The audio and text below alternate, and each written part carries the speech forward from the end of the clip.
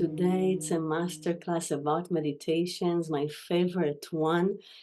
I will tell you about my own journey. I want to hear about your practices, and we are going to really understand what to practice when and why.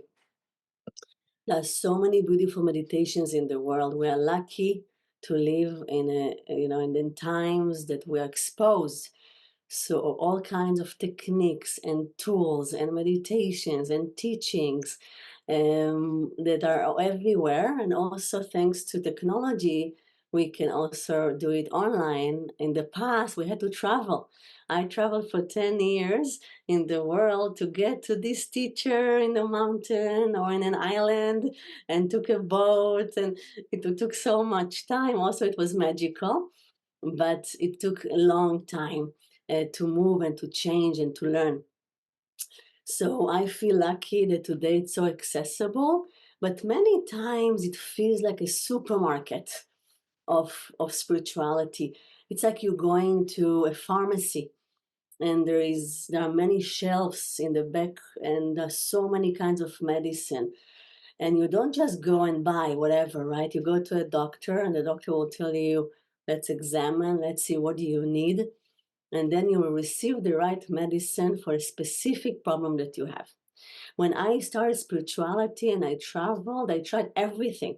I was so excited that there are answers for my grief, for my pain, for my confusion, for my criticism. And I wanted to find a way out. I remember that I said it cannot be. I'm sure I can be happier.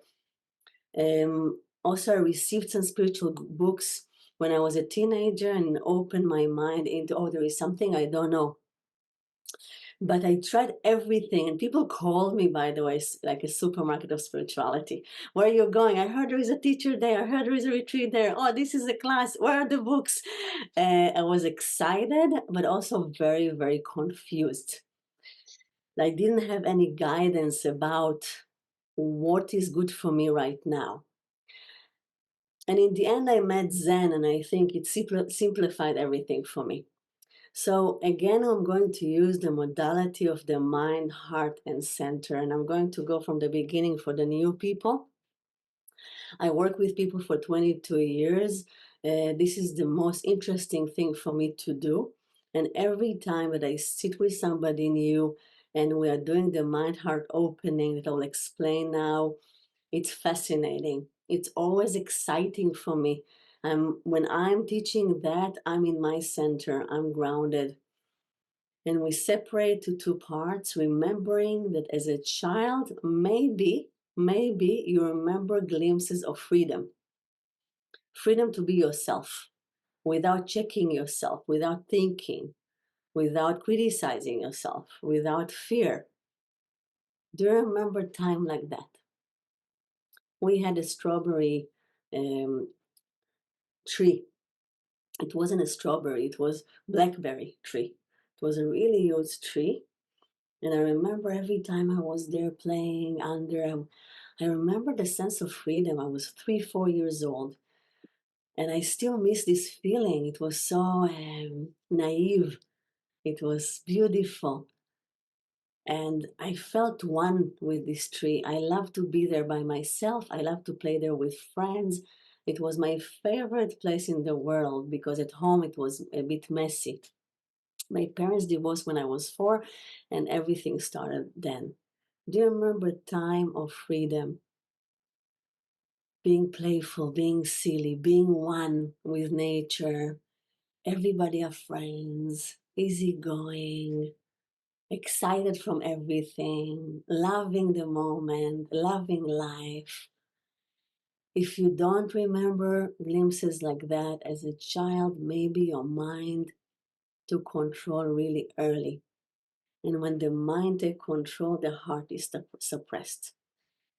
Many people, when they lead their life by the mind, there are gifts. They're practical, they're efficient, they can focus, they're curious, they wake up easily in the morning, they're diligent. It's easier for them sometimes to hold the practice or to hold the job, to be loyal to something. So there are benefits. But many times when the mind is so strong, the heart is suppressed. They cannot cry freely, cannot dance freely, cannot look in the eyes. Sometimes it's hard to say, I love you, I'm sorry. Sometimes it's hard to ask for help. Sometimes they are more loyal to other people than to yourself. And the self is young. You know, people say things like, I love myself. I'm hard with myself. Who is the I and who is the self? The I is the mind and the self is the heart. And soon we'll go to get into the practices. But first to understand that some people, the mind is strong, the heart suppressed, and other people, the heart is strong and the mind suppressed. And those people are adventurous and colorful and moody. And sometimes it's hard to wake up in the morning and it's hard to hold a job. And they don't like to be told what to do. And they like to be free and spontaneous and colorful. And there are benefits. But not always, because long term, you know, we need the mind as well. So when we are sitting with people using the mindset, first of all, we check the balance. Really, is it 90-10, 80-20, mind control, how much freedom you have to share with a friend? You know, so many people here surround with other people, but they tell me, I'm lonely. I have a partner next to me, I'm lonely. I have friends, I'm lonely. I have roommates, I'm lonely. Why we are lonely? Because even if you take something like sharing, you can share full-heartedly, you can share and be vulnerable and feel the pain, right? Or you can share, like taking a paper flyer and you share about your life. And it means that the mind didn't let you even express freely. So when the mind is strong, there is level of control and you don't have enough freedom. When the heart is too strong, it's hard to hold a structure. When both of them are strong, there is an inner war. I'm coming from a background of both of them are strong.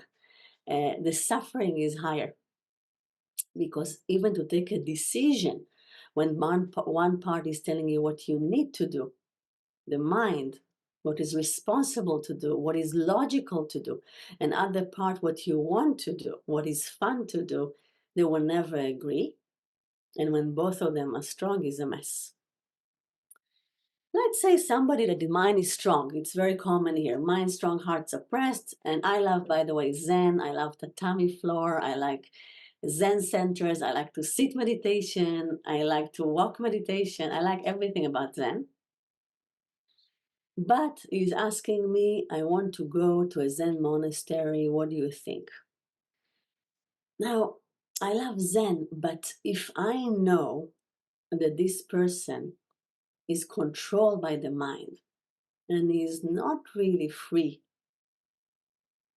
even to share the gifts, you know, to be creative, you know, to say something truthful to his partner, to cry, to be angry sometimes and put boundaries, to send him to a center while he will sit hours and hours of meditation, it's not the right thing. Even though I love Zen and I will go now, what he needs to do is first to move from the mind to the heart. And this is not a pleasant work, to go back to the trauma, to clean the pain body, to cry the tears you didn't cry, to hit a pillow or do work with anger that he didn't express, to clean everything. The fear sits in the body, the heaviness in the body, the parents, their imprints are in the shoulders. You know, the trauma is here. And then I will sit meditation. So now we are going to start to explore together all kinds of meditation in the world. And first of all, separate into three buckets. Meditation that will help the mind, meditation that will help the heart and pain body, and meditation that will help the center. Okay, and this is interesting. So there are many schools of the mind. Yeah. First of all, in School of the Mind, many times there are books you learn, there are sutras, Buddhism. right?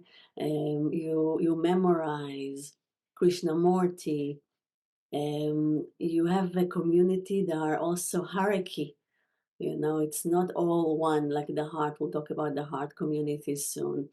A lot of practice, and the energy is different in the community of the mind. They don't dance in the end. They're in silence. Vipassana. I love Vipassana. I practiced for 1.5 years Vipassana of Cuenca. Again, we're not against of any meditation in the world, but we want to know when to do it and if to do it, how it will help us. Imagine someone, and I had a student like that. He came to me and he was really practicing Vipassana for 15 years. It's 45 minutes practice, morning and evening. And this is impressive. I mean, wow, right? But in Vipassana, you follow the body, there is structure. And of course, when you practice something that belongs to the mind or to the heart, there is a door for the center. You always can suddenly, out of bliss, feel oneness and feel connected. But still, the practice itself is very mindy. Who is practicing? Who is following the body and the organs? The mind, right? So the mind is doing the meditation. But imagine this person is not dating, is afraid to fall in love. His heart is closed because he's afraid to feel the pain. And then he's sitting twice a day with the head up, 45 minutes. And I'm coming and telling him, listen, I don't want to take anything from you, but let's add something else. The problem is that usually, like not all of the people, but for example, him, it's easier to practice something you feel comfortable with. The mind likes mind practices. But then if I will send him to a retreat that you hit the wall and if it's padded, that you shout, that you do, all kind of things, he will feel it was so hard for him and so challenging for him. And he will say, no way. But that's what he needs. So coming back to schools of the mind, transcendental meditation, you repeat a mantra. I did it also when I was a teenager. It helped me with the focusing because my heart was very strong. I was very heart strong, mind strong, hard to focus. I did transcendental meditation. You repeat a mantra. The secret is probably everybody gets, there are families of mantra, but they tell you not to share. And it helped me. It helped me. I was sitting meditation. It was my first meditation. Repeat a mantra, focusing on one thing, and then the mind takes a break. It's not bad. Depends why and when to do it. For somebody, I have a student that it's hard for him to wake up in the morning, that is still live with his mother, that it's hard for him to hold a job. I will send him for 10 days of Cuenca. It will be so hard for him to wake up at 6 a.m., to eat food with no spices, to be silenced for 10 days. It will be so hard for him to follow a schedule, to be told what to do, but that's what he needs, right? But for somebody who's already very diligent, that already work in a job he doesn't like, he already in prison, to send them to a prison of spirituality, probably it will make some people upset. And it's okay with me because again, I'm not against any practices. And by the way, I tried so many, not all, but when I was supermarket of spirituality, I tried it all, and every practice helped me. And some practices I'm not sharing with my students because it didn't help me. I'm sharing only the practices that helped me. But still, there are so many beautiful things. So you understand the idea of schools of the mind. And now we move a little bit to families of the heart and practices of the heart. So first of all, I'm using a lot the breath technique, rebirthing, holotropic breath, they call it as well. There are all kinds of family of breath work that you go into catharsis. So when we hear breath work, sometimes it's breath work of meditation. It's different. Or yoga when you do breath work. When I'm talking about breath work of the heart, is more catharsis family, that you go into the mind is quiet, lose control, and something will come. When you do breath work, rebirthing, You go into the unconscious. You breathe a lot, and then you go into hyperventilation and you lose control. Who lose control? The mind. And then you can drop into the heart, into the body. Anger work, there are all kinds of techniques like that. Medicine work, you go into the heart. You don't know what will happen. You go to journeys. And again, there is a door. Many times when you do emotional work, suddenly you are in the center, you're connected. You see the beauty, you feel oneness. There is a door, but the family is the family of the heart. Yeah. When I was young, there was a rainbow festival. Today there is Burning Man. All the festivals, right? You everybody are one. Everybody are welcome. In the Zen schools, it's different. In the Zen school, it's more like sometimes there are tests, there are koans, there are, like I said, hierarchy. In the schools of in the communities of the heart, everybody are welcome. Everybody are the same. We are hugging, we are looking in the eyes, we are loving, we are sharing and dancing. I remember there was and probably still groups of dance your cancer out, catharsis dance. It's beautiful. It's all the heart. Some people, I don't know if you know Pune in India. Pune, it's all for the heart. Osho Center. Osho in general, it's a school of the heart. Everybody wear maroon color, maroon robe, red, right? And it's beautiful what is happening there. Celebration. In India in general, it's very, very heart, a place that connected to the heart. So when you go to Pune, all the workshop, finding your inner child, primal scream, working with voice, working with bowls, singing bowls, it's all the kingdom of the heart, right? And I met people, that came back from Pune. And it was very hard for them after a year there to come back to society and to build their life. And there is a lot of resistance also because the heart was so open. And then how can I take all that, all the things I discovered and put it back to a structure? And sometimes it's not possible. Some people are still traveling in the world. I'm not saying it's bad or something, but it's hard. It's hard for the mind. We'll talk about today maybe also success of the mind, goals of the heart and the center. And I want to believe that we can really get to all three.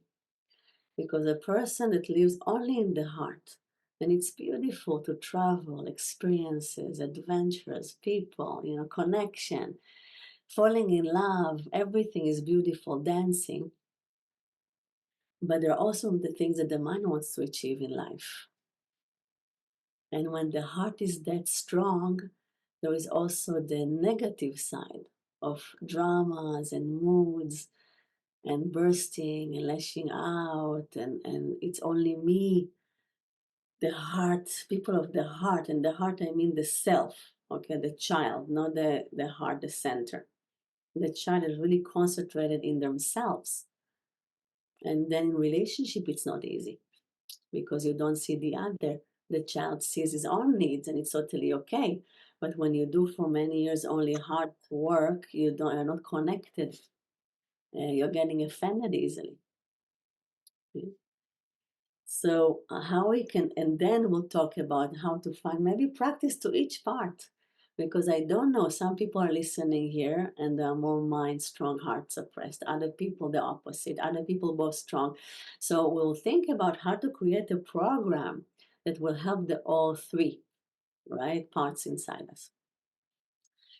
So people come from Pune and they're open, and then, coming into life, and the mind is stressed. The mind, like this party said, I don't know how to do it, or continue traveling, or fighting, with life, trying to create reality. It's not easy. And then, the meditations of the center, there are not many. There are Tao and Zen. What you do in the center, you just sit. You don't count breath. That this is the mind working. You don't recite a mantra. You don't follow the body. You let go. And the heart is there. Emotion comes and goes like waves, and you stay here. And not many people likes to do it. When I do groups of rebirthing or retreat, everybody comes, it's full. But if I will say, let's sit zazen, and I did it before many times every Friday, let's sit zazen, maybe 5 people will come. Really, because it's not exciting, it's not appealing. But the part inside you that can really sit quietly, this is only the higher self, the center. The mind needs something to hold on. You know, if you have a mantra, it's beautiful. Every time you put a beautiful white cloth on the table, this is the mantra. You clean the table from everything you thought before. It's beautiful. Imaginary meditation is the mind. Imaginary meditation. You go to a beautiful place in the forest, the temple. I also use this technique. You go to the temple. It's the mind. You're following a story. It's not here and now. It's not connected to the moment. It's not real, but it's beautiful. Yes, Julia, the center is Zen and Tao. Tao is just being in nature. But it's simple. Put it all down. You don't need techniques. You don't need the emotions. But when you go to Zen, you remember in the beginning I said, I will not send everybody to Zen. I arrived to Zen after I was 1 year in Osho Center. Oh my gosh, what I did there, I will share some. And I did a lot of things that are not logical at all in this life. And I cleaned a lot, and I cried a lot, and I shouted a lot, and I went into my trauma, and I was like totally out there fully. And then, fortunately, Zen came into my life. But it's not fair to send someone to Zen or just to sit in nature and become one when you carry so much pain. It's not fair for the inner child, for the heart. So this is why, like Osho said, it's important to move from the mind to the heart and from the heart to the center and not skip anything. Still, sometimes the mind needs a rest. When you are going and doing emotional work, it's very hot, it's very intense, it's strong colors, and many times the mind also needs guidance. And we can help the mind with meditation of the mind, like labeling meditation. I have it in YouTube. You can hear the recordings. You label the thoughts. It's also a little bit mindy. Who is labeling? Right? The mind is helping the mind, but you are taking a break from your problems, from your worries, hoping not to jump on board of a train that you don't like, hoping to continue with the mantra and the counting. And every time you lost counting, you start from the beginning. It's not bad. The mind is taking a break, but it will not help you process your trauma in your heart. I'm very, very passionate about this subject. The hardest thing for me are people are doing only talk therapy. And again, I'm saying those things. I know that sometimes people are upset. And in every training I do once a year, there are two psychologists. Um, and they think I have one psychologist always like thinking I don't like psychologists. It's not that I don't like. I had a therapist since I was 4. My parents divorced. I love this person. I remember him until today. I was in his funeral. He really was an amazing person. I came and I shared for 1 hour and then I left and I was lighter, truly lighter. But then all the problem came back. I remember I left his office. I remember in Israel, in Tel Aviv, I walked through blocks and in Ben Gurion street, all the problem came and I said, what's happening? I was so confused. I didn't know that basically all the pain is with me all the time, that I'm carrying it with me all the time. How can somebody take it from me? I can take a break from it. And it was a great break for an hour, but it's with me. So people that comes to me, and sometimes, I have a student always coming into my mind. She came like a few months ago to a discovery journey, and she was so upset after a few sessions. And she said, I went to therapy for 40 years and I didn't know all that. I wasted so many years. So, and I'm saying to her, listen, the talk therapy was important. You want to process your trauma. You want to make peace with your past. You want to leave the past behind. And it's helpful. And again, everything out there is helpful until a certain point. You go, you process, your mind is making peace. Okay, I had trauma. My parents weren't perfect. They hurt me. I want to forgive. I want to let go. Maybe it will come, but now I'm responsible. I understand. Some people share their secret for the first time. It's so important. We are not against anything. But then what? Then we need to do also somatic work to clean the, it's so beautiful that it's out there. I work with a 17 years old girl that have a problem in her throat. She's an opera singer, she wants to be, and she's already traveling in Europe and singing, but she has a lot of pain. And the doctors, she tried everything. The parents took her everywhere. Nobody can understand why. And I told her the first session, listen, there is a chance it's emotional. You know, there is a way to clean from your body. She was so excited to hear that. She was, yes, somebody invented something like that. And we that we are in this world for so many years, I never heard something like so fresh, you know. And she's saying, wow, it sounds brilliant. And I said, yeah, it is. We are going to do it. And then when we did the mind-heart separation, we truly moved from pillow to pillow, from the mind to the heart. And she felt pain in her throat only when she sat in the pillow of the heart. It was so red and swollen that I moved her to the mind earlier because it was so red. And then I checked it a few times and I said, it's crazy when you're talking about emotional things. It's burning and painful. And when you are in your mind talking regularly in control, nothing is there.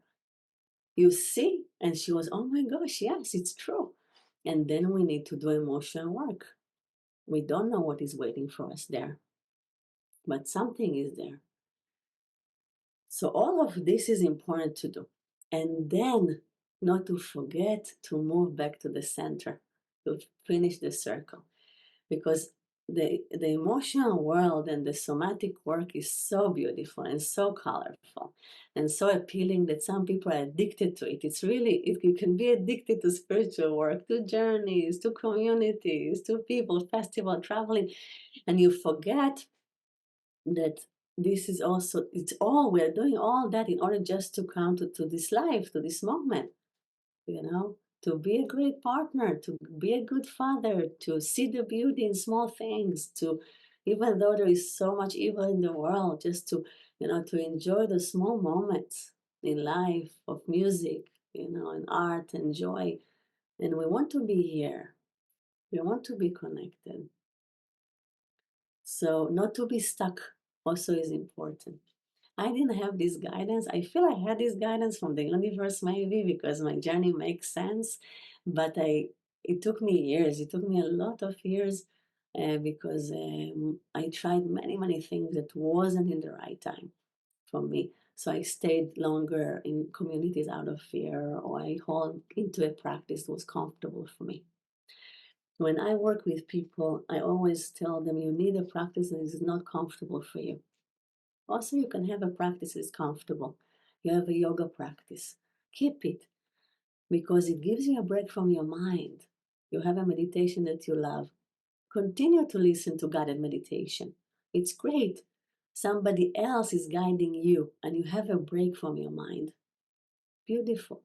But you always need to add a practice that is not comfortable, that is challenging you, because only there you will grow, right? Like we said before, the person is so diligent doing the vipassana for many years. For him to do something somatic or to go to a retreat that is more somatic and emotional will be very hard, and there will be resistance. There will be fear. When I travel, I got it. I don't know how. I'm starting to write a book now, and it's very interesting. Things are coming to me because my memory is very short.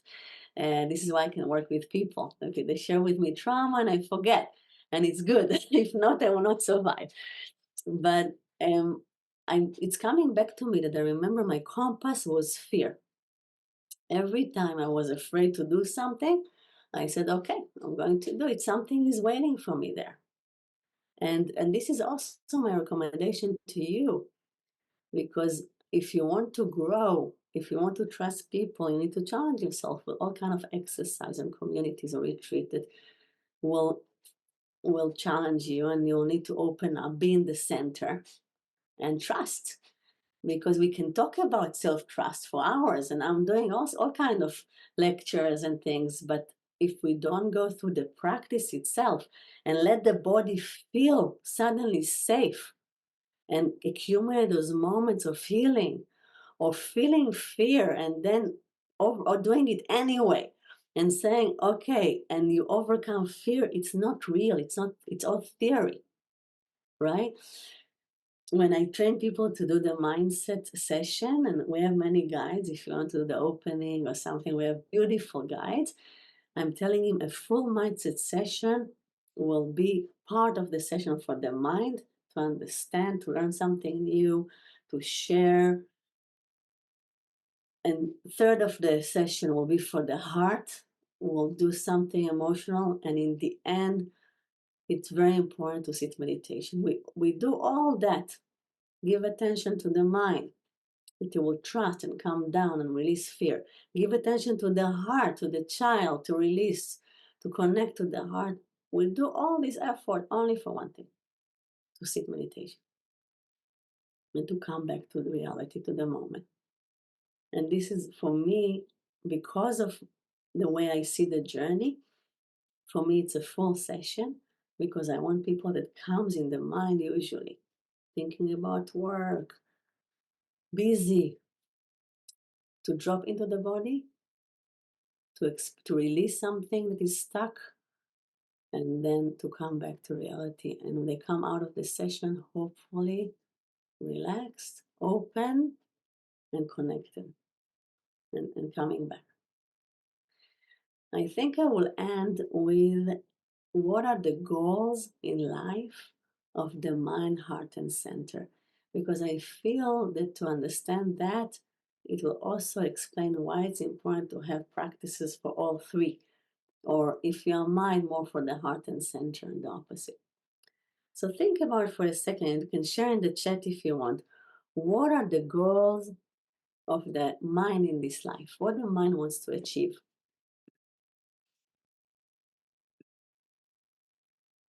The mind wants to achieve in this life. Let's see. What do you want? What do you think? So first is security and safety. You want to feel safe. Also financially safe, right? Sometimes the mind wants to learn something, be a doctor, be a lawyer. The mind also have things he wants to do. We are not against the mind to study things. Some minds are very curious. Some people receive the gifts of the mind. My son, he's amazing. He's a magician in math, not for me. And he loves it. Science, math, books. He's reading from 6:30 a.m. Like when you just wake up, he takes a book. He wants books. He went to the field trip today, 2 big books. It's very heavy. So you have 2 days. I don't care. I want to read something. So he has this gift that he received. I'm so happy for him. We don't know what he will do with it, but we're wanting to do with it something, not to say no, spiritual work is not. No, we love the mind. So what else? Security, safety, stability. Sometimes the mind wants family, sometimes not. Status, and all that. What the heart wants in life.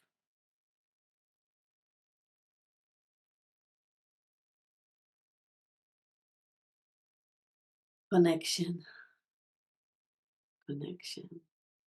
What else? Freedom. Yes. And freedom, it doesn't mean to leave everything, to burn everything and go. Freedom can be just being free inside, right? Somebody said, I remember, I read as a student said to the teacher, you said freedom, I burned my passport. I'm free. And this teacher was saying, oh my gosh, you didn't understand anything from what I said. It's not about that. Freedom from inside, creativity, love, touch.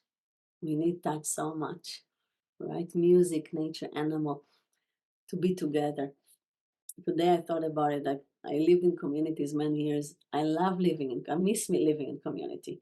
It's so beautiful. You wake up in the morning with people you love. Kids are playing together. We're supposed to live like that. That's what I feel. But we'll see.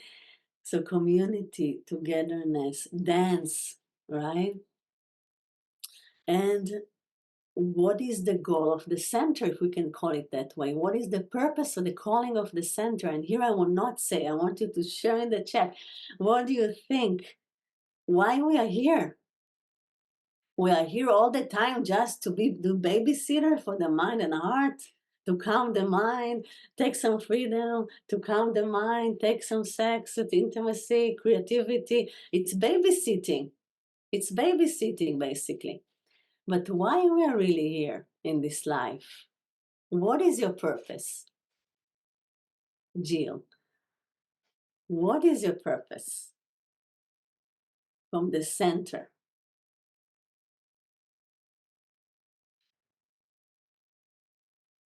Yes, all true. It's the true is this moment. It's the only thing that exists. All the rest is in the mind, emotion. It's illusion.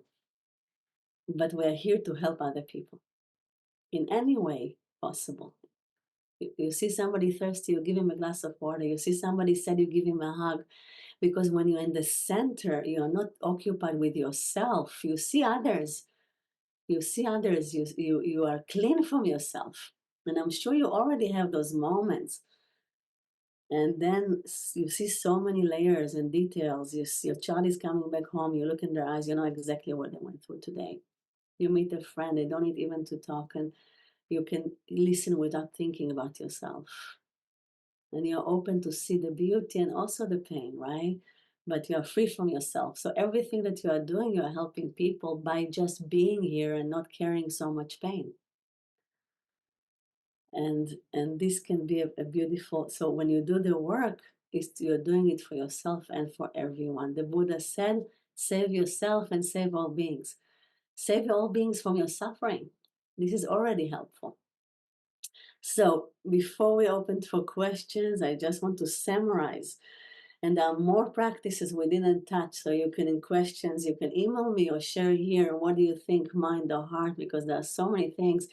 For example, if you take art, painting, the painting, people say, okay, I will do art because I want to do things from my heart. But if you do painting from the mind, like oils, you all the time you correct and you fix, it's not the heart. Or if you do mandala, it's not the heart, it's very structured.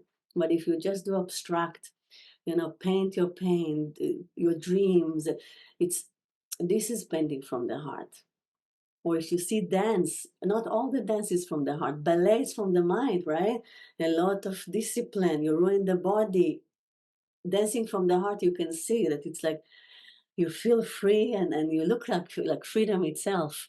So I want you to start to look at the world and the spiritual world and in general and see what is my practice? Who do I need to help right now? If you have two kids inside your mind and your heart, or a few parts inside, which part I'm helping now? Do I need to work with anger? Do I need to release trauma of the past? Do I want to connect more to the universe, the heart? Do I need to help my mind to be more diligent and safe? Or I'm just going, I'm able to sit and connect.